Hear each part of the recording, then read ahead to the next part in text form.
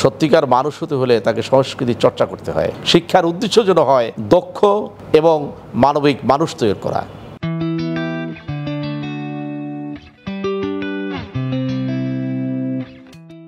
Prime ইউনিভার্সিটির ভারপ্রাপ্ত উপাচার্য প্রফেসর ডক্টর আব্দুর রহমান একজন বিশিষ্ট অর্থনীতিবিদ, কবি ও অধ্যাপক।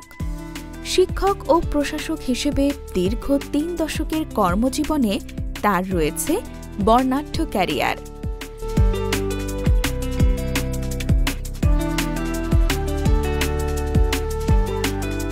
আমি যে কলেজের ছাত্র ছিলাম 1991 সালে সেই কলেজে শিক্ষকতা শুরু করি। এক পর্যায়ে সেই কলেজের বরগুনা জেলার বেতাগী মহাবিদ্যালয়ে, বর্তমানে সেটা সরকারি হয়েছে, এই কলেজের অধ্যক্ষর দায়িত্ব পালন করি।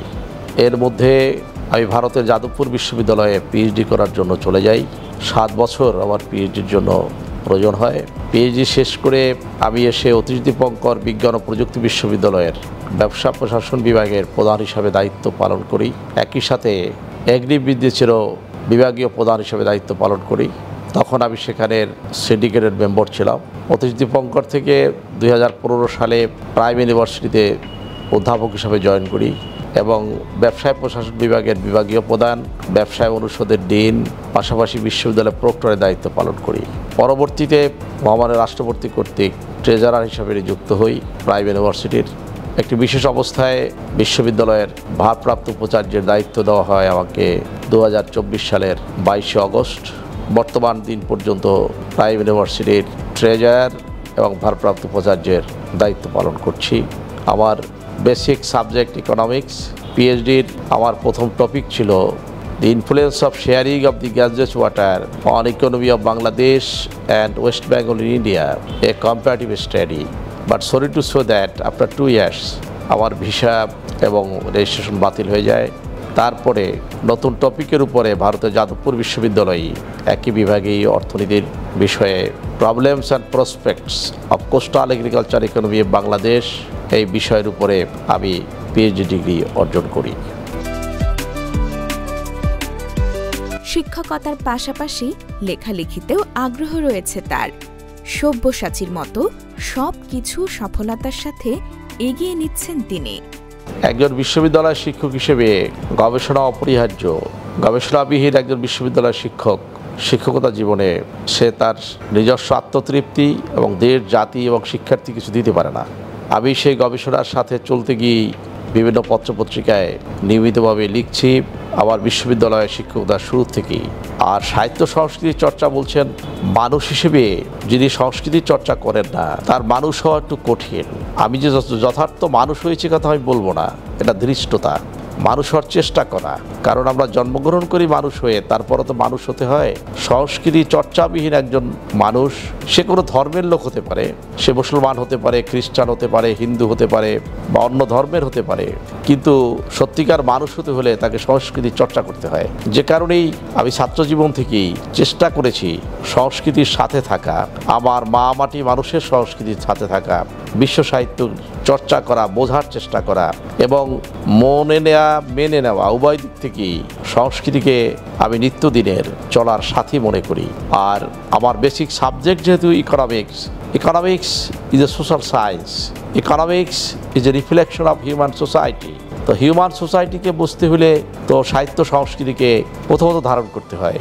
সময়ে 6 ঘন্টা 5 ঘন্টা ঘুমাইলিত হয়ে যায়, বাকি সময়টা পড়ালেখা, চিন্তা, ধ্যান, সাধনা, সাহিত্য সংস্কৃতির মধ্যে থাকাই তো একজন বিশ্ববিদ্যালয় শিক্ষকের কিংবা শিক্ষার্থীর। আমি এখনও নিজকে শিক্ষার্থী মনে করি, অর্থনীতির ছাত্রই মনে করি, প্রকৃতির ছাত্রই মনে করি। সেই হিসাবেই সংস্কৃতির চর্চা আমি আমার দায়িত্ববোধ থেকেই চালিয়ে যাচ্ছি। সময় কোনো সমস্যা হয় না আমার। দেশের শিক্ষা ব্যবস্থা নিয়ে তার রয়েছে নিজস্ব অভিমত। অত্যন্ত দুঃখজনক হলেও সত্য, স্বাধীনতার আজকে 54 বছর পরেও বাংলাদেশের শিক্ষানীতির ভীষণ ঠিক করা হয় নাই। ভীষণবিহীন কোনো শিক্ষানীতি যে সরকারই করুক, আগে তো ভীষণটা ঠিক করতে হবে। আমার জাতীয় শিক্ষানীতির ভীষণ কি, সেই ভীষণের আলোকে আমাকে তৈরি করতে হবে মিশন, স্ট্র্যাটেজি। আমি প্রথমত বলবো এটা খুব দুঃখজনক আজকেও শিক্ষানীতির ভীষণ ঠিক না হওয়া পর্যন্ত। আর সরকার পরিবর্তন হওয়ার সাথে সাথে শিক্ষানীতি পরিবর্তন হওয়া এইটা আরেকটি দুঃখজনক। এটা কেন পরিবর্তন হয় তার কারণটা হচ্ছে যেহেতু ভীষণ ঠিক করা হয় নাই, যার যার মতোই সেটা করতে চান, যে কারণে শিক্ষার্থীদের কাছে প্রশ্ন করলে ইতিহাস বিষয়ে, বিশেষ করে আমাদের জাতীয় সংস্কৃতি সম্পর্কে ইতিহাস বিষয়ে প্রশ্ন করলে বলে কোন সরকারের আমলের ইতিহাস বলবো। এটা আসলে জাতির জন্য ভীষণ দুঃখজনক। আমি এক্ষেত্রে বলবো বর্তমান সরকারকে বলবো, এবং বর্তমান সরকার যেহেতু অনেক কমিশন করেছেন, যদিও নির্বাচনের পূর্বে তাদের সময় কম, অত্যন্ত একটি জাতীয় শিক্ষা কমিশন, জাতীয় শিক্ষানীতি প্রণয়নের জন্য একটি কমিশন করার জন্য আমি অন্তর্বর্তী সরকারের মাননীয় প্রধান উপদেষ্টা মহোদয়ের কাছে বিনীত অনুরোধ করব। এবং যদি তিনি না পারেন, ভবিষ্যতে যারা নির্বাচিত সরকার হবেন, একজন শিক্ষার্থী হিসাবে, শিক্ষাকর্মী হিসাবে আমার বিনীত অনুরোধ থাকবে, প্রথম জাতীয় সংসদের অধিবেশনে জাতীয় শিক্ষানীতি কমিশন প্রণয়নের জন্য যেন একটি শিক্ষা কমিশন গঠন করা হয়, এবং এই কমিশনের প্রথম কাজ যেন হয় আমাদের জাতীয় শিক্ষানীতির ভীষণ ঠিক করা। না হয় আমাদের শিক্ষার্থীরা এবং আমাদের জাতি ভবিষ্যতে সঠিক পথ নির্দেশনা পাবে না। তার হাত ধরে প্রাইম ইউনিভার্সিটিতে নেওয়া হয়েছে যুগোপযোগী সব উদ্যোগ। প্রাইম ইউনিভার্সিটির আসন্ন সমাবর্তন নিয়ে বেশ আশাবাদী তিনি। আমরা অত্যন্ত আনন্দিত।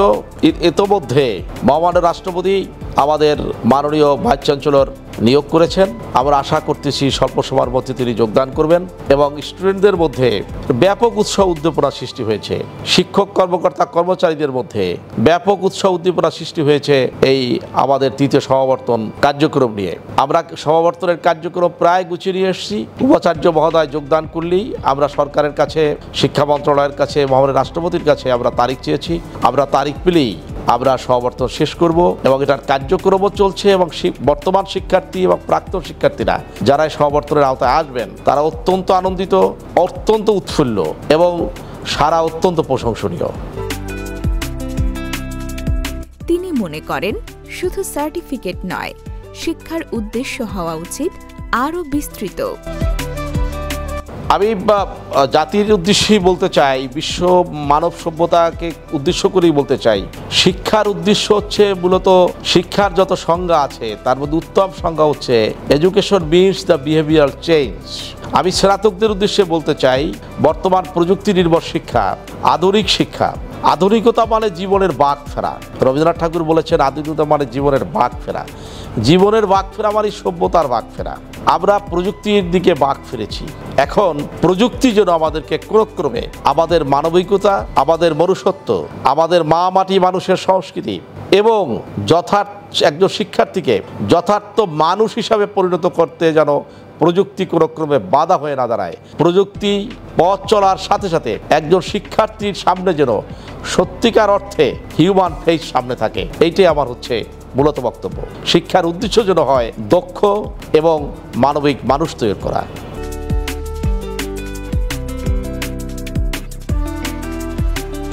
শিক্ষার্থীদের উদ্দেশ্যে আমার বিনীত নিবেদন হচ্ছে, তারা যেন জ্ঞান অন্বেষণের জন্য নিজকে নিবেদন করেন, চাকুরির জন্য নয়।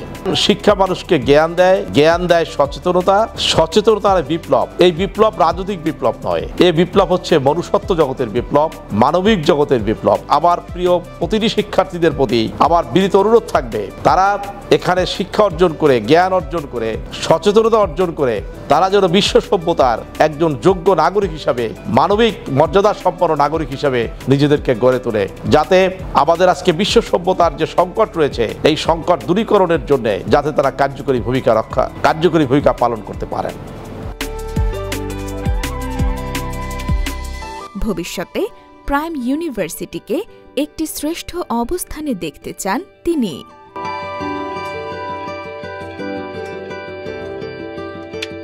আমাদের ভীষণ ঠিক করা আছে, আপনারা শুনলে খুশি হবেন। আমরা যেখানে বসে আছি এটা আমাদের নিজস্ব ক্যাম্পাস। আমরা অত্যন্ত পরিচ্ছন্নভাবে এখানে শিক্ষক, কর্মকর্তা, কর্মচারী নিয়োগ দেওয়া হয়, এবং আমাদের শিক্ষার্থীদের আমরা প্রস্তুত করার চেষ্টা করতেছি একবিংশ শতাব্দীর চ্যালেঞ্জ মোকাবেলা করার জন্য, এবং গবেষণা কার্যক্রমের উপর আমরা গুরুত্ব দিয়েছি। আমরা আগামী 5 বছরের মধ্যে আমাদের বিশ্ববিদ্যালয়কে জাতীয় পর্যায়ে প্রথম শ্রেণীর বিশ্ববিদ্যালয় হিসেবে দেখতে চাই, এবং এশিয়া মহাদেশের র্যাঙ্কিংয়ের মধ্যেও আমরা 10টি বিশ্ববিদ্যালয়ের মধ্যে একটি বিশ্ববিদ্যালয় হবে প্রাইম ইউনিভার্সিটি, এবং বিশ্বের আন্তর্জাতিক মানের যে বিশ্ববিদ্যালয়গুলো রয়েছে আমরা তাদের সাথে কোলাবোরেশন করার চেষ্টা করছি। এবং আমি এই প্রতিষ্ঠানের একজন সামান্য শিক্ষাকর্মী হিসাবে আমার প্রত্যাশা হচ্ছে আগামী 5 বছরের মধ্যে প্রাইম ইউনিভার্সিটি একটি আন্তর্জাতিক মানের গুণসম্পন্ন বিদ্যাপীঠে, বিদ্যানিকেতনে, মানস সরোবরে পরিণত হবে।